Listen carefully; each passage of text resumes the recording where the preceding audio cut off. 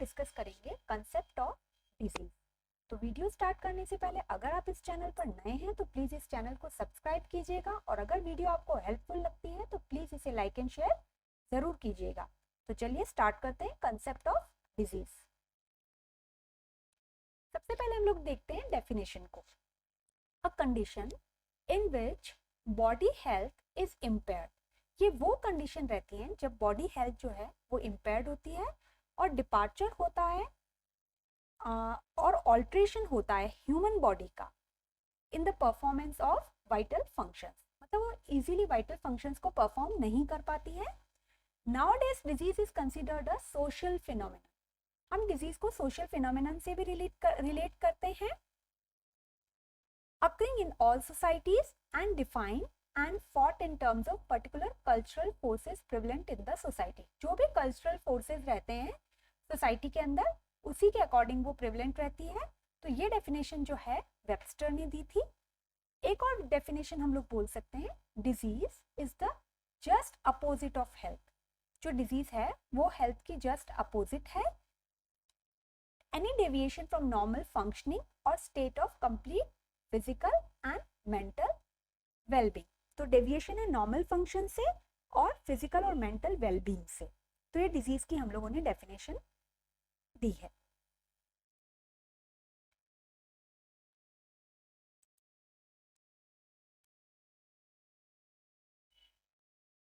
एक और डेफिनेशन हम लोग देख सकते हैं,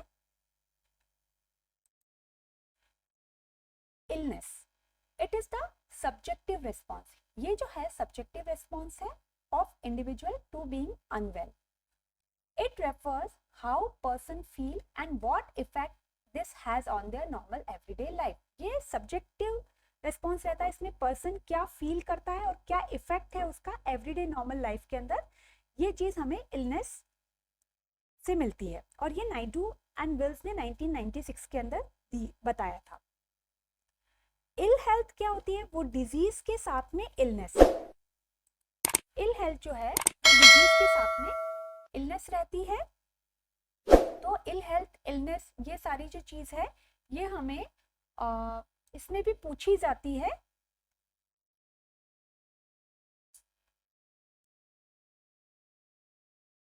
ये भी नायडू एंड विल्स ने दी थी 1996 के अंदर और वाइवा में पूछा जाता है इल हेल्थ, इलनेस, डिजीज, इनको डिफाइन कीजिए ये सब। अब स्पेक्ट्रम ऑफ हेल्थ, ये भी बहुत इंपॉर्टेंट है। Spectrum of health, there is no single cut off point. इसमें कोई भी सिंगल कट ऑफ पॉइंट नहीं है। लोएस्ट पॉइंट जो है वो हमारा डेथ है और हाईएस्ट पॉइंट जो है हमारा वो पॉजिटिव हेल्थ है। ठीक है, लोएस्ट हमारा डेथ है और हाईएस्ट हमारा पॉजिटिव हेल्थ है। तो हम लोग देखते हैं सबसे पहले अनरिकॉग्नाइज सिकनेस रहती है जिसमें हमें सिकनेस नहीं पता है। उसके बाद माइल्ड सिकनेस होती है, उसके बाद सिवियर सिकनेस होती है और उसके बाद किसी भी पेशेंट की डेथ होती है। तो ये लास्ट पॉइंट जो है किसी भी चीज का वो डेथ है। पॉजिटिव हेल्थ को अगर हम देखते हैं तो इसमें सबसे पहले फ्रीडम फ्रॉम सिकनेस रहता है। ठीक है, सिकनेस से फ्रीडम है, उसके बाद या फिर बेटर हेल्थ होती है और उससे भी अच्छा रहता है पॉजिटिव हेल्थ। तो सिंगल कोई कट ऑफ पॉइंट नहीं है, लेकिन डेथ एंड पॉजिटिव हेल्थ जो है हमारा हाईएस्ट एंड लोवेस्ट पॉइंट है जो कि वाइवा में पूछा जाता है। फिर हम लोग देखते हैं डिजीज का कॉजेशन कैसे होता है। इसके लिए अलग अलग थ्योरीज दी है। ठीक है, तो थ्योरीज ऑफ डिजीज कॉजेशन है सबसे पहला germ theory, then epidemiological triad, multifactorial causation, web of causation, natural history of disease. ये सारी जो है हमारे कंसेप्ट ऑफ कॉजेशन में आते हैं। तो सबसे पहले हम लोग लेते हैं germ theory. In 19th century it is given microbes जो हैं वो सोल कॉज बताया गया है डिजीज के लिए। 1-to-1 रिलेशनशिप है between the agent and the disease. मतलब डिजीज और एजेंट के बीच में रिलेशन है। मतलब कोई भी एजेंट है वो डिजीज करवाएगा ही करवाएगा। ये चीज मैन के अंदर वो डिजीज करवाएगा, ये 1-to-1 रिलेशनशिप इन्होंने बताया है। लेकिन नाउअडेज जर्म थ्योरी का लिमिटेशन क्या है? It is disease is rarely caused by single agent. हम लोग अभी ये मानते हैं कि ये मल्टीपल फैक्टर्स के ऊपर डिपेंड करती है डिजीज। ऐसा नहीं है कि एक एजेंट है और उसने डिजीज करवा दिया, ऐसा नहीं।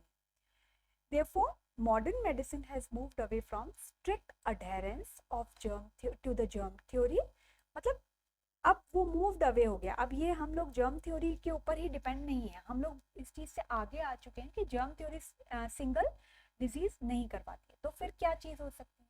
सेकेंड अगर हम लोग देखते हैं तो एपिडेमियोलॉजिकल ट्रायड।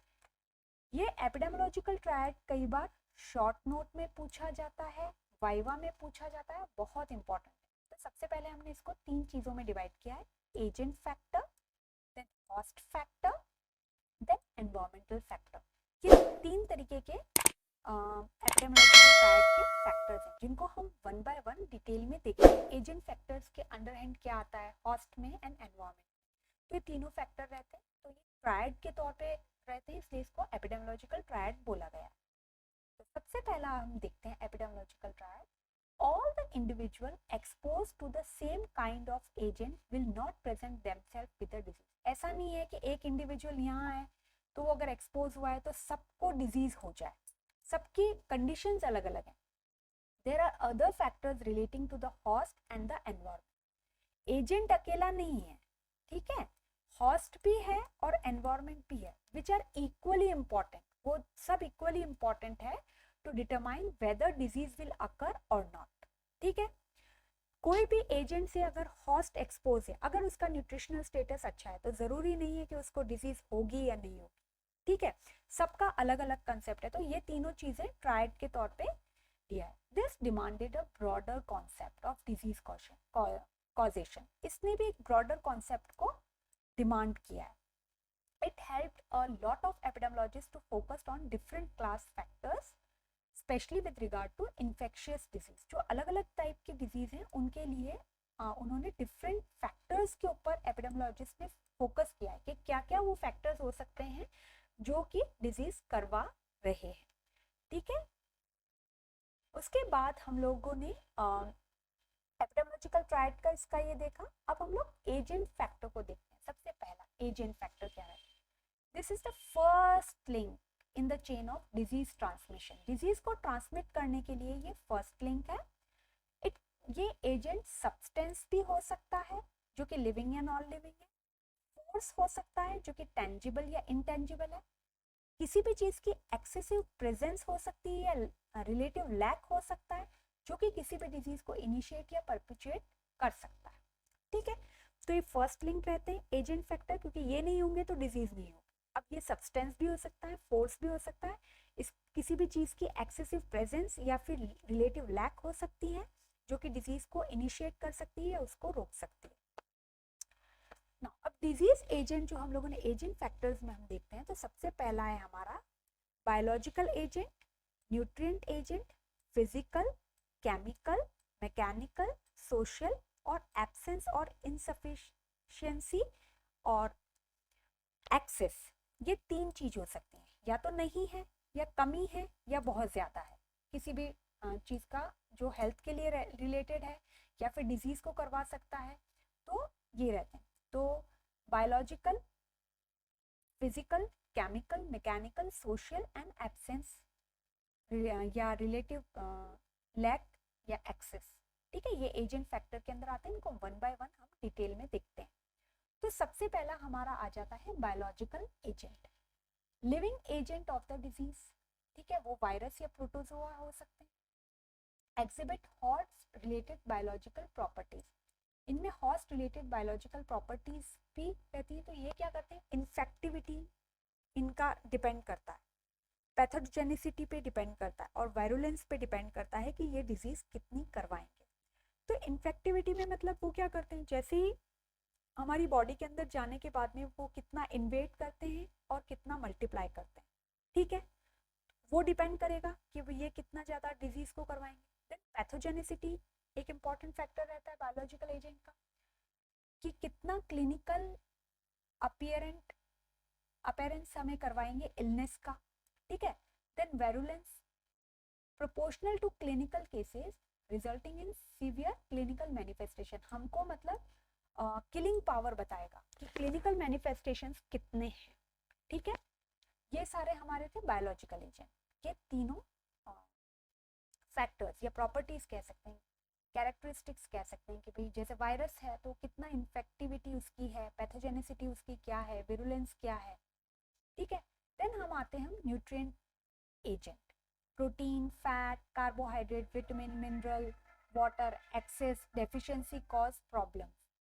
अनीमिया, अगर किसी को आयरन की कमी है तो अनीमिया है, थायराइड डेफिशिएंसी और excessive of thyroid, then goitre, obesity, vitamin D deficiency. तो ये सारी चीजें जो है ये न्यूट्रिशन से रिलेटेड हो गई, ठीक है। कि अलग अलग चीजें हो सकती हैं, प्रोटीन से जैसे माल न्यूट्रिशन हो सकता है, फैट का ओबेसिटी हो सकती है, कार्बोहाइड्रेट से जो भी डायबिटीज हो गया, विटामिन मिनरल्स, इन सब की कमी से जो भी प्रॉब्लम्स जो रिलेट रहती है वो न्यूट्रिएंट एजेंट से रिलेटेड हो। फिजिकल एजेंट में exposure to excessive heat, cold, humidity, pressure, radiation, electricity, sound, ये सब चीजें भी इलनेस करवाती हैं। तो ये फैक्टर भी हो गया हमारा। फिजिकल एजेंट्स में ये चीजें आ गई। अब अगर हम केमिकल को देखते हैं तो केमिकल दो तरीके के होते हैं, एंडोजीनस होता है, एक हमारा एक्सोजीनस होता है। एंडोजीनस जो हमारी बॉडी के अंदर प्रेजेंट हो, बॉडी के अंदर जो प्रेजेंट है या बन रहा है, जैसे अगर यूरिया है, ठीक है, तो उसकी वजह से यूरीमिया, यूरीमिया हमको मतलब यूरिन के अंदर यूरिया अगर मिलता है तो जॉन्डिस में सीरम बिलिरुबिन लेवल बढ़ जाएगा, कीटोन्स की वजह से कीटोसिस होगा, किडनी स्टोन्स कैल्शियम कार्बोनेट की वजह से हो सकते हैं। अब एक्सोजीनस जो होते हैं ये एजेंट कहाँ से आते हैं, आउटसाइड द ह्यूमन होस्ट, बाहर से आते हैं, जैसे कि कोई भी एलर्जेंस हो सकते हैं, fumes, gases, metals, dust, insecticides, ये सारे केमिकल एजेंट्स हो सकते हैं। फिर आते हैं अब हम मैकेनिकल एजेंट में। मैकेनिकल एजेंट में क्रॉनिक फ्रिक्शन की वजह से और अदर मैकेनिकल फोर्सेस की वजह से, for example crushing, tearing, sprain, dislocation या डेथ भी हो सकती है, तो ये मैकेनिकल एजेंट हो गए। फिर हमने एक फैक्टर पढ़ा था एब्सेंस, एक्सेस या इनसफिशिएंसी, ठीक है, उनकी वजह से। तो हार्मोन्स का अगर डिस्टरबेंस हो गया तो इंसुलिन जो है अगर उसमें डिस्टरबेंस हुआ, डायबिटीज वगैरह, लैक ऑफ स्ट्रक्चर्स में थाइमस का स्ट्रक्चर नहीं हो सकता है, देन कार्डियक डिफेक्ट हो सकता है, अगर कोई हार्ट में कोई चीज़ है, अगर क्रोमोसोमल डिस्टरबेंसेस, क्रोमोसोमल फैक्टर्स में डिस्टरबेंस हुआ तो मंगोलिज्म हो सकता है, ठीक है। तो ये फैक्टर्स जो हैं ये एक्सेस, एब्सेंस या इनसफिशिएंसी की वजह से जो हो रहे हैं ये भी एजेंट फैक्टर में ही आते हैं। देन सोशल एजेंट्स में पॉवर्टी एक फैक्टर हो सकता है जो डिजीज को करवाता है, smoking, drug abuse, alcohol, then unhealthy lifestyle, isolation, social isolation, mental deprivation, ये सारी चीज़ें भी डिजीज से रिलेटेड हो सकती है। तो ये सारे जो हमने पढ़े थे ये हमने एजेंट फैक्टर्स पढ़े थे। अब हम लोग देखते हैं हॉस्ट फैक्टर, क्योंकि हमने एक एपिडेमोलॉजिकल ट्रायड बनाया था, ठीक है, उसमें हमने यहाँ पे एजेंट को डिस्कस किया। अभी हम अब हम हॉस्ट को डिस्कस कर रहे हैं और फिर हम एनवायरनमेंट को डिस्कस करेंगे, ठीक है। तो अभी हम लोगों ने अब हम हॉस्ट को करें। तो host factors provide an insight into the cause of disease. वो हॉस्ट फैक्टर्स हमको ये बताते हैं कि कॉज क्या है डिसीज का। Human host is soil and disease agent is seed, ठीक है। जैसे हम लोग किसी भी मिट्टी में बीज डालते हैं उसी तरीके से हम लोगों में एजेंट के तौर पे सीड जैसे आया। इनको हम क्लासिफाई कर सकते हैं, डेमोग्राफिक कैरेक्टरिस्टिक्स क्या है हॉस्ट का, बायोलॉजिकल कैरेक्टरिस्टिक्स क्या है, सोशल एंड इकोनॉमिकल कैरेक्टरिस्टिक्स क्या है, एंड लाइफस्टाइल फैक्टर्स क्या क्या है, ठीक है। इनको हम वन बाय वन डिस्कस करते हैं। तो डेमोग्राफिक कैरेक्टरिस्टिक्स हॉस्ट की, उसकी एज क्या है, सर्टेन डिजीजेस एज रिलेटेड होती हैं, जेंडर क्या है उसका, एथनिसिटी क्या है, तो ये जो डेमोग्राफिक कैरेक्टरिस्टिक्स हैं ये डिस्कस करते हैं हमें डिजीज के बारे में, ठीक है। देन बायोलॉजिकल कैरेक्टरिस्टिक्स में हॉस्ट का जेनेटिक फैक्टर क्या है, उसका ब्लड लेवल क्या है, cholesterol, blood groups, enzymes, blood pressure, cellular constituents of blood, immunological factors, physiological functions, ये सारे जो होते हैं ये बायोलॉजिकल कैरेक्टरिस्टिक्स रहते हैं। फिर हम देखते हैं सोशल एंड इकोनॉमिक कैरेक्टरिस्टिक्स का क्या है हॉस्ट का, उसका हाउसिंग कैसा है, फैमिली कैसा है, मतलब न्यूक्लियर फैमिली है या जॉइंट फैमिली है, उसका marital status, stress, occupation, education, socio economic status, ये सब जो है ये होस्ट के सोशियो इकोनॉमिक कैरेक्टरिस्टिक्स में आते हैं। फिर हम देखते हैं लाइफस्टाइल फैक्टर्स क्या है। लाइफस्टाइल में उसका पर्सनैलिटी ट्रेट क्या है, लिविंग हैबिट्स क्या है, उसकी न्यूट्रिशन कैसा है, फिजिकल एक्सरसाइज क्या करते हैं वो, अल्कोहल ड्रग्स यूज करते हैं, स्मोकिंग क्या है, उसका बिहेवियरल पैटर्न क्या है। तो ये सारी जो फैक्टर्स रहते हैं, ये सारे फैक्टर्स जो हैं हमारे एजेंट फैक्टर्स के अंदर आते हैं।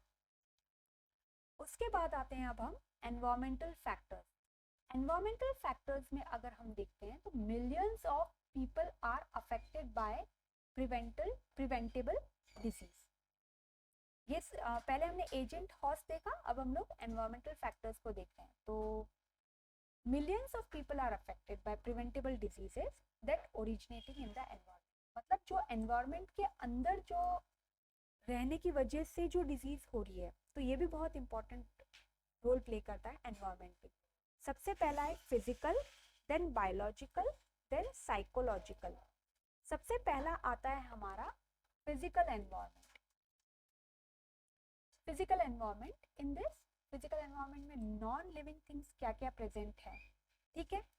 क्योंकि कई बार जैसे डिफेक्टिव एनवायरमेंट की वजह से भी मेन हेल्थ प्रॉब्लम्स हो सकती हैं डेवलपिंग कंट्रीज के अंदर। फिर बायोलॉजिकल एनवायरमेंट क्या रहेगा, जिस यूनिवर्स के अंदर वो लोग रह रहे हैं living things, then constantly they work for their survival, तो may act as a disease agents, reservoir of infections, intermediate host and vectors of diseases। तो physical and biological environment। फिर इसके बाद आते हैं अब हम psychological environment। तो psychological environment में अगर हम देखते हैं तो those factors affecting the personal health, ठीक है, जो factors personal health से related रहती हैं, health care से या community well-being से related रहती हैं, तो ये जो आता है ये psychological environment के अंडर हैंड आता है। तो इसमें साइकोलॉजिकल एनवायरनमेंट में हम लोग क्या देखेंगे, कल्चरल वैल्यूज देखेंगे, कस्टम्स क्या हैं, हैबिट्स क्या क्या है, बिलीव्स क्या क्या है, एटीट्यूड क्या है, मॉरल क्या है, रिलीजन क्या है, लाइफस्टाइल है, हेल्थ रिलेटेड सर्विसेज क्या हैं। तो ये सारे फैक्टर्स जो हैं जिसके अंदर वो जो पेशेंट इन्वॉल्व होता है, तो ये सारे हमारे एनवायरनमेंट में physical, biological and psychological environment रहता है। तो अभी तक हमने एपिडेमियोलॉजिकल ट्रायड देखा था और जर्म थ्योरी देखी थी, वेब ऑफ डिजीज कॉजेशन के कॉन्सेप्ट में। थर्ड हम लोग देखते हैं मल्टीफैक्टोरियल कॉजेशन। तो नाम से ही हमें इसका आइडिया लग रहा है कि मल्टीपल फैक्टर्स रिलेटेड है, सिंगल एजेंट इसमें रिलेटेड नहीं है। तो इसको किसने दिया था मल्टीफैक्टोरियल को, तो पैटर्न कॉफर ऑफ मुनीश ने दिया था इन 1819 टू 1901। तो इसमें क्या है, जर्म थ्योरी ऑफ डिजीज जो है वो सिंगल कॉज ऑफ आइडिया जो था पहले जो सोचा गया था 19th सेंचुरी में, उसकी जगह मल्टीपल कॉज ऑफ थ्योरीज ने ले ली है। तो इसमें अदर फैक्टर्स हम लोग देखते हैं, तो socio economic factors, cultural factors, genetic factors and psychological factors. ये सारे फैक्टर्स जो हैं वो रिस्पॉन्सिबल हैं डिजीज को कॉज करने के लिए। फॉर एग्जाम्पल अगर हम इसका ट्यूबरक्लोसिस का लेते हैं तो होस्ट फैक्टर्स सबसे पहला हम लोग एजेंट देते हैं, किसकी वजह से हो रहा है, तो माइकोबैक्टीरियम ट्यूबरकुला। तो अटैक किसको किया, जिसकी पुअर न्यूट्रिशन है, इम्यूनिटी लो है और कंकरेंट डिजीज अगर उसको है या हो सकती है, ठीक है। तो उसी से रिलेटेड है एनवायरमेंट। एनवायरमेंटल फैक्टर्स में अगर पॉवर्टी है, ओवर क्राउडिंग है या मॉलन्यूट्रिशन है, तो ये सारे फैक्टर्स की वजह से जो ट्यूबरकुलोसिस के जो हैं वो चांसेस जो हैं होने का बहुत ज़्यादा रहता है। तो ये एपिडेमियोलॉजिकल ट्रायड के तौर पे हमने इसको एक्सप्लेन किया है। अब एडवांस मॉडल क्या आया है, एपिडेमियोलॉजी, ट्रायंगल ऑफ एपिडेमियोलॉजी, ये बहुत इंपॉर्टेंट है। तो यहाँ पे हमने हॉस्ट की जगह ग्रुप्स ले लिए, पॉपुलेशन ले लिए एंड देयर कैरेक्टरिस्टिक्स ले लिए, ठीक है। फिर यहाँ पॉजिटिव या रिस्क फैक्टर्स भी लिया है हमने, ठीक है, एजेंट फैक्टर्स के तौर पे यहाँ हमने पॉजिटिव और रिस्क भी लिया है। और एनवायरनमेंट में हमने वही behaviour, cultural, psychological and ecological element को लिया है। और एक बहुत इंपॉर्टेंट चीज हमने इसमें ऐड की है जो कि है टाइम, ठीक है। तो ये एडवांस मॉडल है ट्रायंगल ऑफ एपिडेमियोलॉजी का। तो ये वाइवा में पूछा जाता है कि हमने क्या चीज ऐड की है और किस तरीके से हम उसको डिफाइन करेंगे, तो ये बहुत इंपॉर्टेंट है। देन हम आते हैं वेब ऑफ कॉजेशन। तो ये बहुत फर्स्ट हमने पढ़ा था जर्म थ्योरी, फिर हमने एपिडेमियोलॉजिकल ट्रायड देखा था, फिर हम लोगों ने जो थर्ड देखा था ये मल्टीफैक्टोरियल जो था, ठीक है, जो पैटर्न कॉफर ऑफ मुनिश ने दिया। फिर हम लोगों ने अब हम देखते हैं वेब ऑफ कॉजेशन। देखिए इसके नाम से ही हमें पता लग रहा है वेब, ठीक है। जो ये देखिए ये जो स्पाइडर है वो डिजीज मान लीजिए और ये इतने सारे वेब है, तो ये वेब है, तो ये हर जो है इसका जो जाले का जो ये हर चीज जो ये स्ट्रेन हम बोल सकते हैं, तो ये जो हर चीज का है ये अलग अलग फैक्टर है जो कि डिजीज को करवा रहे हैं, तो एक चीज रिलेट नहीं कर रही है, ठीक है। तो ये मैक मोहन एंड पुग ने अपनी बुक में बताया था एपिडेमियोलॉजिकल प्रिंसिपल्स एंड मेथड्स में, और आइडियली ये क्रोनिक डिजीज के लिए है, ठीक है। वेब ऑफ कॉजेशन मतलब all predisposing factors of any type and their complex interrelationship, मतलब एक फैक्टर का नहीं, इन सब का इंटर रिलेशनशिप है सारे फैक्टर्स का। Disease agent is not known but outcome of interaction of multiple factors, एक एजेंट नहीं है, मल्टीपल फैक्टर्स की वजह से कोई चीज हो रही है। तो रिमूवल और elimination of just one link और chain may not be sufficient, ठीक है, मे बी सफिशिएंट हो भी सकता है और नहीं भी हो सकता है, जब तक कि मेनली वो सफिशिएंटली इंपॉर्टेंट होना चाहिए वो लिंक पैथोजेनेटिक प्रोसेस के लिए, ठीक है। तो ये वेब ऑफ कॉजेशन है, ये भी कई बार वाइवा में शॉर्ट नोट में पूछा जा सकता है, ठीक है। अब ये देखिए वेब ऑफ कॉजेशन का हम ऐसे देखते हैं, मेन हमारी डिजीज हो रही है डेंटल की, ठीक है। तो अब इसके अलग अलग फैक्टर्स हैं, हो सकता हो माल अलाइन टीथ है, एज क्या है बंदे की, उसके बाद सलाइवा अगर कम है तो भी डेंटल केरीज हो सकती है, सोशियो इकोनॉमिक स्टेटस अगर उसका पुअर है, लैक ऑफ नॉलेज है, हाइजीन गुड नहीं है, केरियोजेनिक माइक्रो ऑर्गेनिज्म है तो डेंटल केरीज हो सकती है, डाइट भी जो कि कंड्यूसिव है डेंटल केरीज के लिए। तो अब देखिए यहाँ पे डिजीज तो एक है पर इतने सारे फैक्टर्स जो हैं वो डेंटल केरीज से रिलेटेड है, तो अब हम अगर एक फैक्टर को हटा देंगे तो जरूरी नहीं है कि वो डेंटल केरीज ठीक हो जाए, लेकिन अगर हम उसमें अगर वो जैसे अगर पुअर सपोज कीजिए, मेन इंपॉर्टेंट अगर हम चीज यहाँ पे देखते हैं, अगर ओरल हाइजीन को अगर हम ठीक कर देते हैं, ठीक है, तो हो सकता है डेंटल केरीज हैं वो कम हो जाए, ठीक है।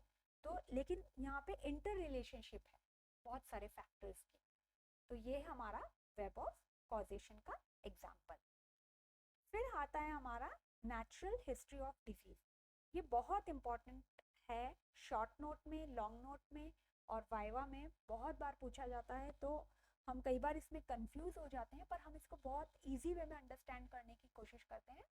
For successful prevention, control and eradication of disease in the community one should know the natural history of disease, हमें उसकी नेचुरल हिस्ट्री पता होनी चाहिए, तब हम उसको प्रिवेंट, कंट्रोल और इरेडिकेट कर सकते हैं। डिजीज दो फेज में होती है, सबसे पहला है प्री पैथोजेनेसिस एंड पैथोजेनेसिस।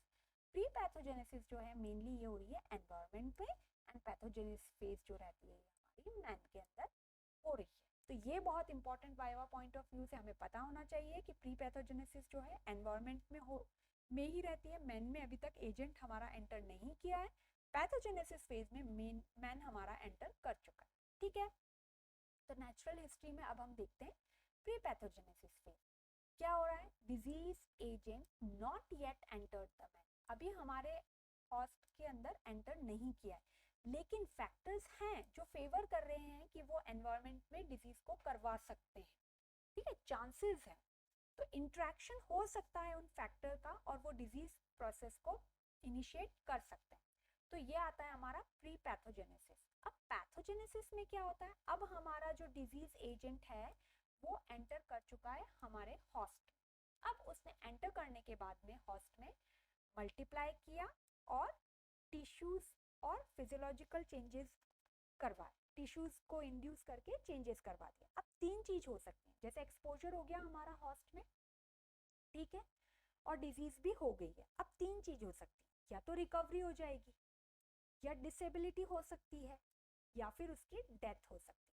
तो ये 3 फेज जो हो सकते हैं हमारे पैथोजेनेसिस के अंदर, लेकिन हम इन चीज़ों को ठीक कर सकते हैं कैसे? या तो अगर हम उनको इंटरवेंशन दे दें या इम्यूनाइजेशन दे दें या कोई कीमोथेरेपी दे दें या उनको हम रिहैबिलिटेशन की तरह ठीक कर दें, तो इस तरीके से अगर हम उनको इंटरवेंशन दे देंगे तो डिजीज ठीक हो सकती है। तो ये बहुत इंपॉर्टेंट डायग्राम है। अगर हम लोग नेचुरल हिस्ट्री ऑफ डिजीज को इस चार्ट को भी बनाते हैं और कई बार अगर हम थोड़ा कंफ्यूज भी हो जाते हैं और नहीं हमको लगता है कि नहीं आ रहा है, तो भी हम इस डायग्राम से बहुत अच्छे से बता सकते हैं। तो देखिए प्री पैथोजेनेसिस फेज जो है अभी हमारा जो हमारा एजेंट है वो अभी हमारा मैन के अंदर नहीं गया, ठीक है, वो एनवायरमेंट में ही है, ठीक है। तो उसकी वजह से क्या होता है, एनवायरमेंटल फैक्टर्स के अंदर ही रह रहा है अभी हमारा एजेंट, नहीं मैन में एंटर करा। तो ये प्री पैथोजेनेसिस हमने पढ़ा था, एनवायरमेंट में ही है। तो इसमें हम लेवल्स ऑफ प्रिवेंशन में प्राइमरी प्रिवेंशन दे सकते हैं और क्या इंटरवेंशन हो सकता है हमारा, health promotion and specific protection. अगर आप हमारा लेवल्स ऑफ प्रिवेंशन की वीडियो इस चैनल पर जाकर चेक करेंगे तो भी आपको इजीली मिल जाएगी और आपको समझ में आएगा कि primary prevention, secondary and tertiary prevention क्या है। उसके बाद आते हैं अब हम पैथोजेनेसिस। पैथोजेनेसिस अब हमारा एजेंट मैन में एंटर कर चुका है। तो हमने क्या पढ़ा था कि या तो डिसेबिलिटी हो जाएगी या डेथ होगी या रिकवरी होगी, ठीक है, ये 3 चीजें हो सकती हैं। तो सबसे पहले एंटर करने के बाद में अर्ली पैथोजेनेसिस कब रहता है, जब हमारे साइंस एंड सिम्टम्स हमें नहीं मिलते। साइंस एंड सिम्टम्स मिलने के बाद हमारा लेट पैथोजेनेसिस में आता है। तो अब क्या, ह्यूमन हॉस्ट में जैसे ही वो एंटर किया, हॉस्ट ने रिएक्शन करा और अर्ली पैथोजेनेसिस हुआ और डिजीज डिसर्नेबल अर्ली लीजन्स मिले, फिर एडवांस डिजीज हुई और फिर कन्वल्सेंस हुआ। तो इसमें हम क्या कर सकते हैं, सेकेंडरी एंड टर्शियरी प्रिवेंशन देते हैं पैथोजेनेसिस के फेज के अंदर। तो सेकेंडरी में हम अर्ली डायग्नोसिस करके और डिजीज का फटाफट से ट्रीटमेंट कर देते हैं, और टर्शियरी अगर डिजीज डिसेबिलिटी तक पहुंच गई है तो हम डिसेबिलिटी को रोकते हैं और रिहैबिलिटेशन करते हैं, ठीक है। तो साइंस एंड सिम्टम्स होने से पहले तो है वो अर्ली पैथोजेनेसिस, और साइंस एंड सिम्टम्स जब हमें दिख जाते हैं तब वो होता है हमारा लेट पैथोजेनेसिस। ये 2 पॉइंट पता होना चाहिए। ये जो लाइन क्लिनिकल होराइजन कहलाती है, इसके ऊपर ये साइंस एंड सिम्टम्स, यहाँ इलनेस हो सकता है, रिकवरी होता है, डिसेबिलिटी, डिफेक्ट, और ये क्रोनिक स्टेज रहता है, और ये हमारा मैन में होता है, ये हमारा एनवायरमेंट में होता है। तो ये बहुत इंपॉर्टेंट है वाइवा पॉइंट ऑफ व्यू से। प्री पैथोजेनेसिस में हम प्राइमरी प्रिवेंशन देते हैं और पैथोजेनेसिस में हम सेकेंडरी एंड टर्शियरी देते हैं। तो प्राइमरी और सेकेंडरी और टर्शियरी का आप इस चैनल पर जाकर वीडियोस देख सकते हैं, और 5 तरीके के हमने जो देखे हैं कॉन्सेप्ट जो है हमारे कॉजेशन के, वो हम लोगों ने पांचों देखे। तो आई होप आपको ये वीडियो हेल्पफुल लगी होगी।